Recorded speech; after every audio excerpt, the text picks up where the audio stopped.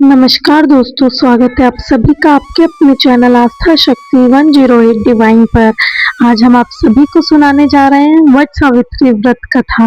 वट सावित्री के व्रत में सत्यवान तथा सावित्री की कथा का श्रवण करते हैं। तो चलिए आरंभ करते हैं।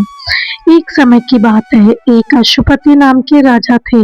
उनकी कोई भी संतान नहीं थी। राजा ने संतान प्राप्ति के लिए अनेकों यज्ञ किए, जिसके फलस्वरूप उन्हें एक तेजस्वी कन्या की प्राप्ति हुई। राजा ने कन्या का नाम सावित्री रखा। समय बीतता गया और सावित्री विवाह योग्य हो गई। एक दिन राजा ने सावित्री से कहा, सावित्री, अब तुम विवाह योग्य हो गई हो, इसलिए स्वयं अपने लिए योग्य वर की खोज करो। पिता की बात मानकर सावित्री मंत्रियों के साथ यात्रा पर निकल गई। अनेक ऋषियों के आश्रमों, तीर्थों और जंगलों में घूमने के बाद वह एक राजमहल लौट आई। संयोगवश उस समय उसके पिता के साथ देवऋषि नारद भी थे। सावित्री ने उन्हें प्रणाम किया। राजा अशुपति ने सावित्री से उनकी यात्रा का समाचार पूछा। सावित्री बोली, पिताजी, तपोवन में अपने माता पिता के साथ निवास कर रहे सत्यवान मेरे लिए योग्य है। मैंने मन ही मन उन्हें अपना पति चुना है। सावित्री की बात सुनकर देवऋषि नारद चौंक उठे और बोले, राजन, सावित्री ने तो बहुत ही बड़ी भूल कर दी।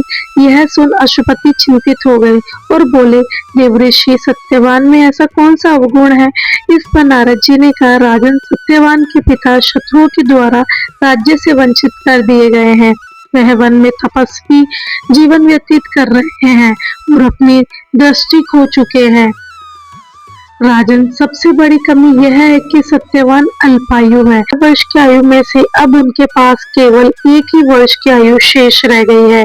नारद जी की बात सुनकर अशुपति ने सावित्री को समझाया कि वह किसी दूसरे उत्तम गुणों वाले पुरुष को अपने पति के रूप में चुन ले।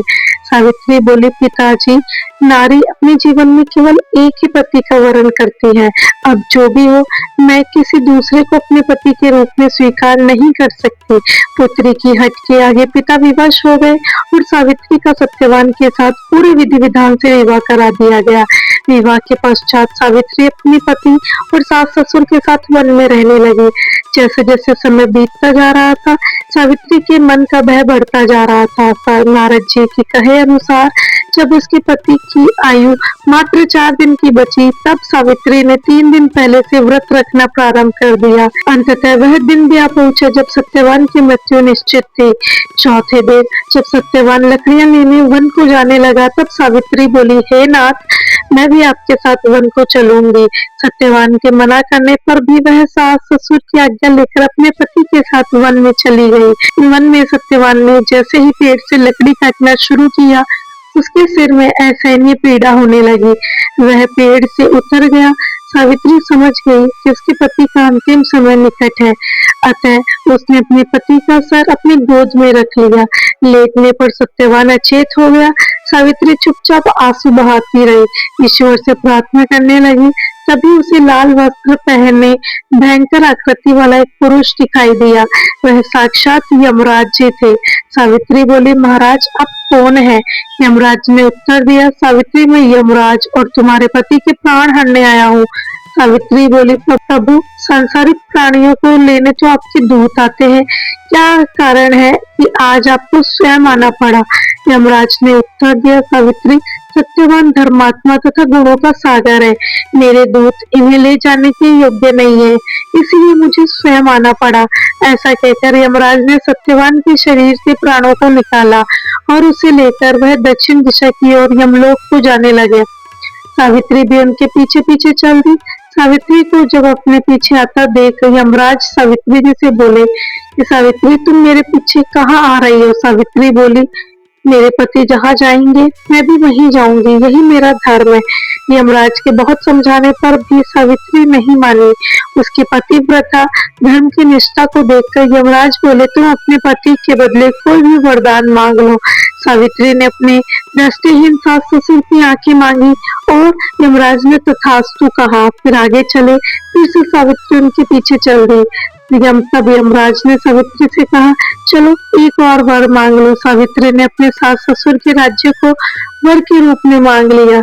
यमराज जी ने तो तथास्तु कहा और आगे चल दिए। सावित्री ने फिर यमराज जी का पीछा नहीं छोड़ा और उनके पीछे पीछे चलने लगी।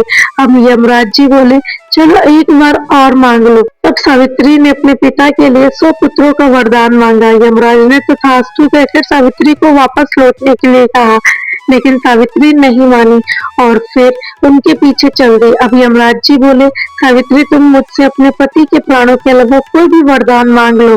तब सावित्री ने वर मांगा कि उसके सत्यवान से 100 पुत्र प्राप्त हो। इस बार भी यमराज जी ने तथास्तु कहकर आगे बढ़ने लगे, परंतु सावित्री फिर उनके पीछे चल दी। अब यमराज जी बोले, मैंने तुम्हें सभी मनोवांछित वर दे दिए, अब तुम लौट जाओ। तब सावित्री बोली, महाराज आपने मुझे सत्यवान से 100 यशस्वी पुत्रों का वरदान दिया है और सत्यवान के बिना पुत्र कैसे संभव होगा। ऐसा कहकर सावित्री ने यमराज को उलझन में डाल दिया। तब यमराज बोले, सावित्री मैं तुम्हारी पतिव्रता धर्म से प्रसन्न होकर सत्यवान के प्राण छोड़ रहा हूँ और साथ साथ तुम्हें आशीर्वाद देता हूँ कि तुम्हारी यह कहानी युगों युगों तक सुनाई जाएगी।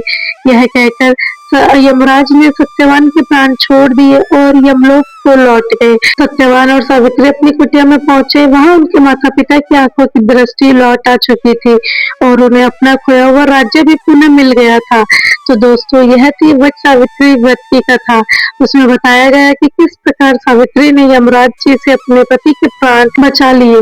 तो दोस्तों आपको यह कथा कैसी लगी? अच्छी लगी तो चैनल को भी सब्सक्राइब करें, शेयर करें और लाइक करें। धन्यवाद।